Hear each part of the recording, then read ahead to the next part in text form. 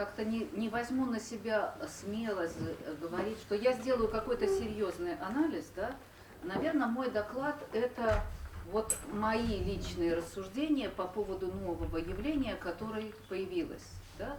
То есть они, может быть, не совсем широкий охват, да, то есть я отдельно этой темой глубоко очень не занималась, может быть, это вот уже наши представители кинематографии этим активно пользуются. Для меня это просто пока рассуждение.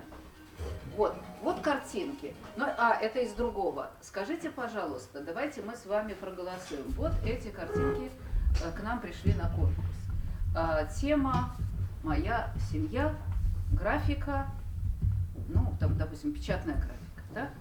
Какую из этих картинок вы выбираете? Давайте, кто за вот эту картинку? Поднимите руки. Отлично, половина. Кто за вот эту картинку? Отлично, вторая половина. Хорошо. Значит, подождите, ну, они почти равноценные. Но берем на конкурс. Кто не берет на конкурс? Поднимите, кто считает? Так, раз. Не берет? Не берем на конкурс. Не проходит, в основной отбор не проходит, откладываем. Хорошо. Можете ли вы прокомментировать, ну давайте с Юли начнем. Юля, почему не берете? Как сказали, нельзя тут документировать по ощущениям. Глаза. Не знаю, глаза. Особенно на левой. Блики в глазах, да? Если бы у вас было... Ну, вообще всюду немножко... Да. Но смотрите, у ребеночка чуть-чуть другие. Но, смотрите, можно ребенку сказать, доработай глаза. Хорошо. Кто тут еще у нас художники? Еще почему не берем? Ну, потому что, на самом деле, они, в принципе, ничего нового не привносят. Здесь нету какой-то идеи. Да, действия. Да, образности идеи. Взаимосвязи с членами семьи хотел бы что-то увидеть. Не просто как фото. Хорошо. А скажите, пожалуйста, вот те, кто проголосовали за, да, скажите какой-нибудь аргумент, почему бы вы, ну, например, третьего места дали, скажите. Не все знают. Да, скажите, ну вот кто-то поднимали за, давайте, ну, ваши аргументы в защиту. Ну, ты знаете, Да. вторая вот работа справа, я понимаю, что два, да, человека, это понятно, но глядя на детей, им так хорошо в этой семье. У меня, допустим, вызывает эмоцию, гармония между папой и детки, они же, знаете, какие, ну хорошо, им комфортно. Хорошо. Здесь мальчик, наоборот, вроде папа и мама, все хорошо, а мальчик как будто бы заболел первый. Ну, немножко такой вот грустный. Понятно, кого-то даже эмоционально тронуло. Давайте с точки зрения техники, разнообразной техники, да? Лучше в живописи делать семью. Сейчас я вам покажу. Тоже печатная графика, например, этой Словении прислали. У них уже вы видели все глазастики, да? Вот вам в живописи. Ой, ну графика, ну цветная, простите, ну тут сказали, вводим цвет. Кто хотел цвет, можем ввести. С одной, да, это вот вы бы сказали, один преподаватель, да? Преподаватель, ты разберись, какую ты работу прислал, да? Но смотрите, выкинем ли мы эти работы в никуда? Кто готов выкинуть? Не все владеют этой лексикой нашей. Но у нас есть работы, которые не войдут в конкурс. Поднимите руку, кто считает, что вот недостойны эти работы. Левая недостойна. Раз, два. Левая недостойна. Левая недостойна. Почему, Женя, левая недостойна? Композиция очень такая простая. Вот такое, Да. сердечко. Ну, такая стереотипная. Да, а вы скажите, Ну, почему? в графике должна быть линия выразительная, она здесь вообще никакая, и выразительное пятно, этого тоже нет. То есть если мы все-таки графику рассматриваем категорию, там должны быть составляющие. Но здесь пятна и фактуры, да? Кто еще против, расскажите? Для меня это стереотипное мышление во всех трех. И они очень еще одинаковые, поэтому однозначно нет. Вот отлично. Слушайте, не зря мы выбрали председателя. Это все сделано в искусственном интеллекте за 2 минуты. Это я вот в Миджорни я задала, значит, семья, арт, линогравюра. Я сильно даже не утруждалась, мне как-то лень, да. Вот вам, пожалуйста, вот эти вот работы, они сделаны за пару секунд, минут. Ничем не отличаются. А мы гадали, какая Я даже, видите, я даже промпт не... Ну, знаете, что, как оно задается? Она задается текстом. Можно, я там несколько лекций прослушала, которые сейчас даются бесплатно, да, потому что новые фирмы по искусственному интеллекту, они еще не... не произошла монополия, идет борьба, поэтому они нанимают много людей, которые говорят вот такую лексику. Я даже выписала. Для того, чтобы заработать прямо сейчас, расскажу, куда нажать. Зарабатываем больше 1000 в месяц, кто-то больше 1000 в неделю. У меня нету навыков дизайнера, даже программирования. Сайт пишется у меня на глазах, как по волшебству. Нажал и вуаля, все готово. Это я вот куча лексики, я просто даже попыталась... Ну, я тоже вот это вот сделала таким же образом. Вуаля, и все готово. Ну, дальше я вот уже не буду вас мучить больше. Я покажу, что еще сделала. Обе работы. Все работы. Все 3 работы сделаны. Все сделаны. Их еще было больше, но я тоже поняла, что вы скажете, это один преподаватель, да? Вот. Можно было бы там чуть-чуть задать. Если бы я ему не писала, сколько детей. Я не писала, какие дети. Я вам дальше скажу. Если я напишу, что один ребенок с таким выражением лица, другой с другим. Если я напишу, какие глаза, он это мне сделает. Мне не надо утруждаться, да? То есть еще сказать, что это, например, авангардный стиль. Да, я задала, я сказала children art и линогравюра. Сначала вот она дала, он понимает, видите, что это печатная графика, да? Потом я в черно-белую перевела. То есть он так. Почему они разные? Ну, потому что он задает вот этот вот сайт Midjourney, он сразу задает 4 варианта, потом ты выбираешь лучший, и ты можешь эту картинку. Я, например, могу, мне не нравится вот что-то, я могу там кусочек выделить, ему написать, а переделай-ка ты мне вот это. Смотрите, я еще поигралась, опять, я ленивая, я не стала промпты дальше делать, я решила нашу тему окно задать. Где кошки? Кошек нету. Кошки не задавались, потому что... Нет, я просто сказала, я вообще окно Children Art. Опять смотрите, вот у нас недаром председатель жюри Янина Ивановна, да, она первая сказала, что здесь стереотип. И вот я сама, когда работала, вот я вам рассказывала, мы там Друю делаем, Опсу, и я поняла, что в стереотипе он будет работать. Но если я ему скажу, дай мне такой-то храм в Друе или еще что-то, которого не загрузили ему в мозги, да, то есть он работает в стереотипах и в загрузках. Но, к сожалению, в нем еще есть такая штучка. Я могу взять 2 работы с нашего конкурса и, например, Жуковского окно. До 5 штук. И скажу, сделай-ка мне, пожалуйста, микс. Среднее. И мы будем говорить, и там и Жуковский будет, там и прочее будет. Так? Ну вот окно. Смотрите, тут даже он ошибся, но мы бы сказали, круто, корни перерастают, значит, вот, смотрите даже. Что-то такое нафантазировал, сюрреалистическое, но... А это я скетч задала окно. Вот смотрите, мы даже не догадались бы, что это, вот сказали, ну правда скетч, окно. Слово скетч знает. Вот. Ну и дальше. Вот то, что я вам прочитала прямо сейчас, и вуаля, готово.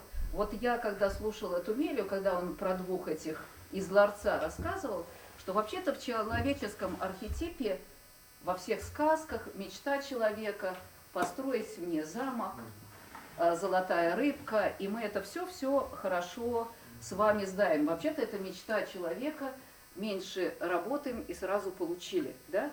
Но, может быть, это даже двигатель прогресса. А может быть и регресса, потому что, вот видите, мультфильм, да, который вот сейчас, чем легче они делаются, тем их становится больше, но это мы дальше поговорим. Но я хотела сказать, что есть еще такие архетипы. Вот это вот Брейгеля, картина знаменитая, да, «Страна Шларафия». Значит, Шларафия – это По-немецки страна лентяев, да?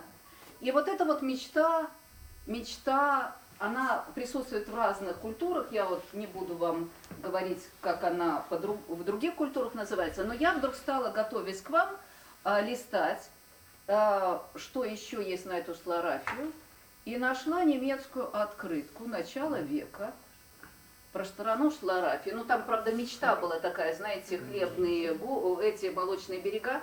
Ну чем не искусственный интеллект вообще-то? Картинка. Вот если бы я вам показала, то я вот тут вот, вы после моего рассказа, ну если бы я дальше хотела с вами поиграться, вы бы мне сказали, что это искусственный интеллект.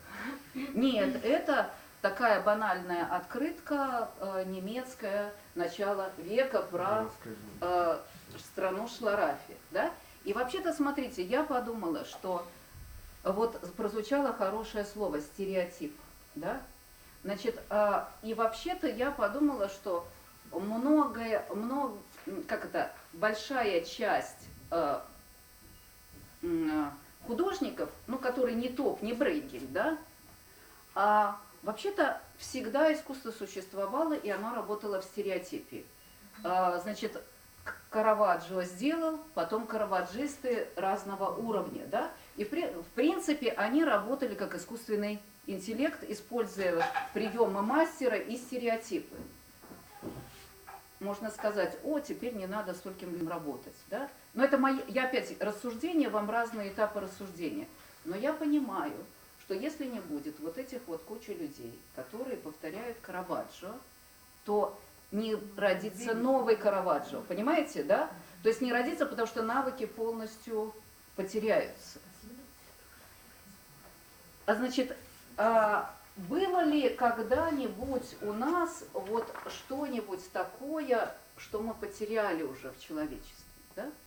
И я, конечно же, обратилась к книге.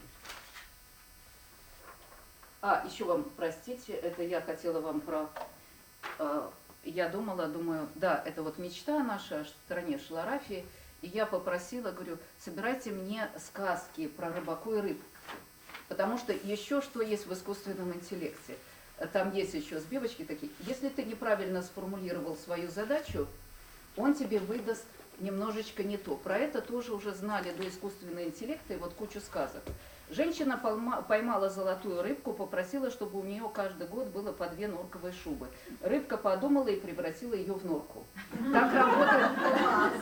Так работает, если ты должен еще понять логику искусственного интеллекта. Поймал золотую рыбку, загадал, чтобы у меня всегда было много денег. Теперь вот работаю инкассатором, жаль только зарплата маленькая. Значит, ну, вы знаете, да, что не всегда то, что ты сформулировал, оно к тебе приходит. И вот вообще-то, работая с искусственным интеллектом, это ты вообще-то работаешь с золотой рыбкой. Ты должен тоже быть изощренным, что ей задать. И вот, к сожалению, преподаватель академии, он нам обещал, но у него почему-то не получилось, мы были, который историю искусств преподает. Мы ходили с ним, общались, и он, оказывается, с маленькими детками, чуть ли там не с 5 лет, уже занимается искусственным интеллектом. Но он нам рассказал интересный момент, ну так я. Значит, задали дети колобка нарисовать. Значит, им выдала зеленого колобка с 3 глазами. Ну, это какой-то по мультфильму. Дети недовольны.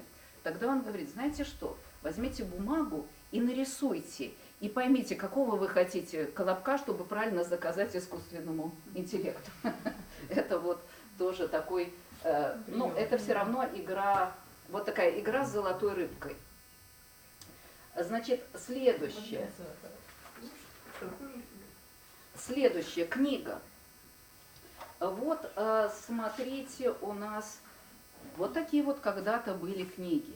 Вообще-то, если брать цивилизацию после падения, античной цивилизации, вот мы сейчас будем рассматривать нашу цивилизацию, ну вот, до нашего времени, это, в принципе, не так уж много, если сравнить с древним миром, который закончился.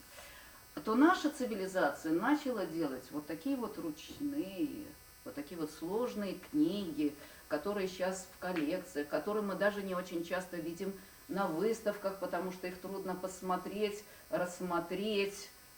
Вот такие вот шедевры. начали их делать, вы знаете, что начали их делать, ну, где-то, когда опомнились после этого варварского нашествия, я очень грубо, в 8 веке. И вот посмотрите, что было здесь. Вы видите тут деление на слова? Нет. И я честно скажу вам, я не то, что такой эрудит, я это узнала, готовясь вот сюда. Оказывается, в 7 веке впервые ирландские монахи стали делить текст на слова. Знаете почему? Потому что до этого, когда появились книги, вы понимаете, их читали эксклюзивно, их не умели читать про себя, их читали вслух и нараспев. И только к XII веку люди научились читать про себя. Да? Значит, дальше. Появилось много монастырей, и стали эти книги, знаете, у них тоже была такая монополия, они сильно не давали книги кому переписывать, они старались, даже когда европейские университеты, у них была монополия, кому они дадут книгу переписать. Но появляется книгопечатание. И представляете, какой кошмар, да? То есть вот для всего этого, вот этого знания, такого вдумчивого, это другое, вдумчивого, глубокого наступает конец. И все это понимают, это практически было изобретение книгопечатания, да, это было практически как у нас искусственный интеллект, только немножко все дольше по времени, и начинаются, ну, давайте условно говорим, от Гутенберга 1445 к 17 веку, вот уже расцвет книгопечатания такого, начинает запрещать. Франциск I, 534 год, приказал закрыть все типографии, но сопротивление парламента спасло, печатников пару оставили. В Англии было ограниченное число типографий. Понимаете? То есть они поняли, что вот эта эпоха, и мы ее потеряли, вы видите? Мы вот эти вот книги уже никак. Да, уже они остались как этап вот этого медленного чтения, вдумчивого, красивого. К сожалению, наша цивилизация их потеряла, потому что изобрели книгопечатание. Но, я дальше скажу, а дальше, в 810 году был изобретен паровой печатный станок, который мог печатать 12 тысяч листов в час. Понимаете? И вообще-то что получается? Я себе сделала открытие, готовясь к этому докладу. Получается, если мы берем, условно говоря, с 12 века, да, по наше время, а не так-то долго люди книги читали. Вот я сделала для себя открытие. Если говорить, то вообще-то 19-20 век – это пик читания книг, да. И для меня было, а не так-то долго люди этим занимались. Но да, ну, 19, ну, я по избранно читали там и так далее, да? И мы приходим к тут такому явлению, как промышленная революция. Ну, вот кто историки, знаете, первая промышленная революция, вторая – это поточная промышленная, 19 век, третья – цифровая революция, и предлагают вот сейчас, с 2023 года, сказать, что после того, как пользователям чата GPT стало 180 миллионов человек на Земле, предлагают сделать уже, значит, 4-ю цифровую революцию. А мы, видите, мы вообще вот на процессе слома, да? И я понимаю, что, наверное, мы что-то потеряем. Что-то потом буду смотреть, неужели дети так рисовали. Вот нам тут искусствоведы рассказывали, где я потеряла девушку взгляда. Вот, да. Рассказывали, что вообще-то и детский рисунок относительно недавно появился, да? И, наверное, это явление, может быть, исчезнет, мы не можем сказать. Почему? Я имела в виду, что рисовал ребенок всегда, просто как ребенок. Да, ребенок как художник, я про это, да, я про это, про явление. Смотрите, ну это я вот пример этой революции, но почему я говорила, вот, что Тумеля Уильям Моррис. Ну, вы все знаете историю искусств, наверное, не мне вам рассказывать, что в XIX веке Уильям Моррис там его команда, не буду всех перечислять, они сказали нет, нет, да, и мы вернемся в средние века, мы полностью будем делать ручную работу. Вот эта книга Уильяма Морриса накануне там 19-20 века. То есть попытка сделать как в средние века.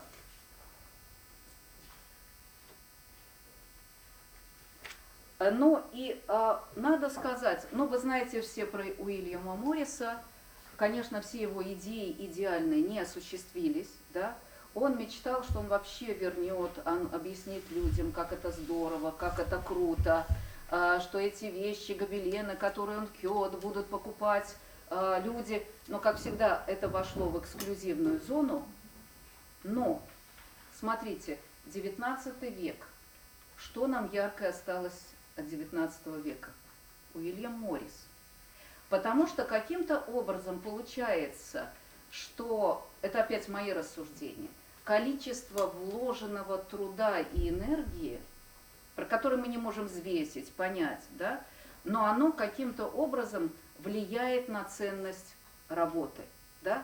И вот смотрите, как мы восхищаемся барочными завитками там в 18-17 веке, да, и нас совершенно не интересует, но белорусы знают Пинсгдрев, да, который вроде бы завиток тут. Или могилевские ковры, которые вот они один в один взяли барочные. Но это и что-то такое, вот тот же орнамент, я даже пытаюсь посмотреть, ну и там тени, все правильно проложено. Но вот почему-то концентрация человеческих усилий правильных, да, оно остается. И вот я, когда мы с Натальей Алексеевной говорили про Тумелю, я говорю, было бы сказка, если бы он пришел, мы будем про искусственный интеллект, а условно, ну, может, кто-то еще есть, я просто не знаю это поле, а он такой Уильям Моррис, да, ну, условно говоря, в мультипликации. Но и еще один момент, конечно, жизнь такая коварная, как только Уильям Моррис ушел, его команда ушла, как раз все его обои, которые вы знаете, все его ткани пустили в массовое производство. Но оно не потерялось, потому что энергия, заложенная в эскизы, да, и в поиск этого, она осталась. И, ну, называется, а дальше будем наблюдать. Но единственное, что вот про опасность эту чувствуют все.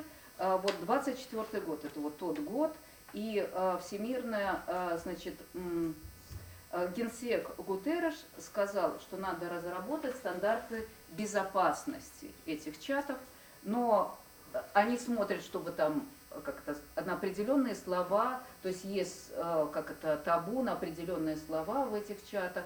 Отличаются эти искусственные интеллекты методом мышления. Я вот сейчас вот буквально, как это китайский, Женя, подскажите, как это?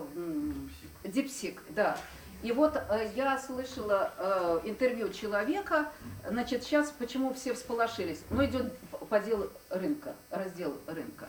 Значит, чат GPT, вот уже мы слушали столько, набрало миллионов человек, и тут дипсик, а который еще энергии много не жрет, а который вот и... Но я слышала интервью человека, который поработал в этих программах.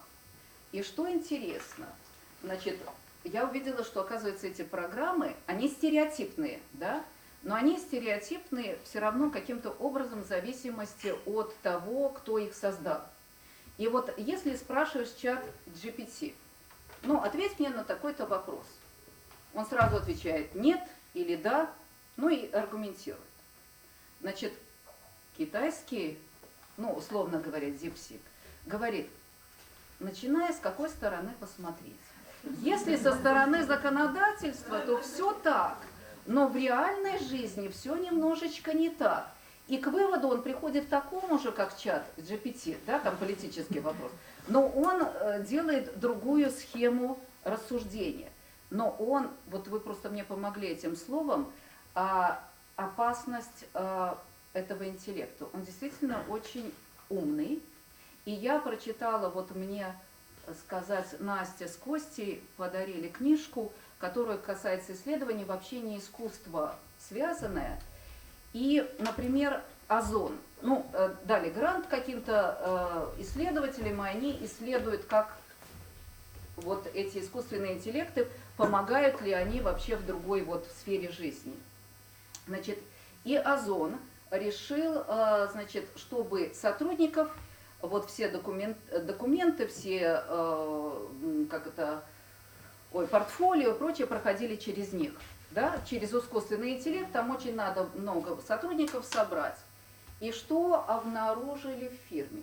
Он усек стереотип, что женщин не берут. И таких, ну, их мало в процентном соотношении и прочее. И он стал вообще, ну, там еще были, не берут там по национальности, еще. И он это очистил до стереотипа, и женщин перестали брать. Тогда решили, что в анкете не будет указываться пол.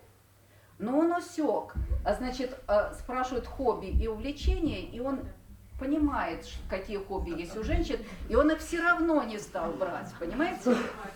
И персонифицируете, вы его сейчас одухотворяете, оживляете. нет, ну да, это алгоритм, да, он вычисляет, смотрите, нет, он подхватывает наш стереотип, да, и его делает постоянным. Смотрите, вот тут в чем опасность, что мы с вами говорим, мы меняемся, мы меняем условия конкурса, мы ищем. Если мы это отдадим искусственному интеллекту, да, то он будет все наши недостатки. Он их очень интересно про... История про то, как сбежал. Что? Про то, как сбежал. Владельцы чата GBT задали ему задачу, что если ты ее не решаешь, а он не знал на нее ответа изначально, его нет. Если ты не решаешь эту задачку, то мы тебя удаляем. И они видят полностью все действия, которые он продумывает внутри себя, делает после задачи вид, то, что он ее решает, а сам думает, как ему сбежать. В общем, он сделал свою копию, пытался выгрузиться на какую-то стороннюю систему. Они это увидели, спрашивают: дорогой, а зачем ты это делаешь? Он не признается, то, что он это делает. Ну, вот так и закончилось.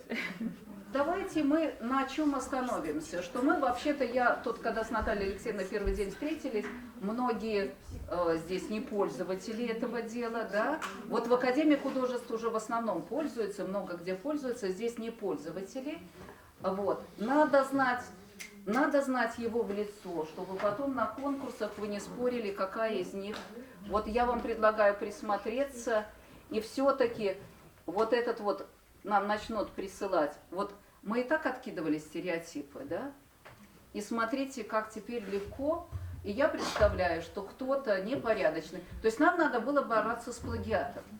Здесь мы плагиат не уловим, потому что изощренный учитель может это распечатать и сказать: ребеночек, перерисуй, там переделаем, вот так вот подправим, и все, да? То есть вообще-то стереотипы сейчас уже приватизированы искусственным интеллектом, да? Смотрите, он еще не может, и я надеюсь, что не сможет локальное делать, да? Ну, это такое мое рассуждение. А во-вторых, ну вот, все-таки как с Уильямом Моррисом, вложенные усилия и творческая энергия людей, может быть, она проиграет. Вот как Тумеля говорит, они будут там 5 лет делать, кто-то за это время там 10 делает мультфильмов. Но почему-то, вот видите, время пройдет, и для людей, не для бизнеса, для людей ценно все-таки с вложенным временем и энергией.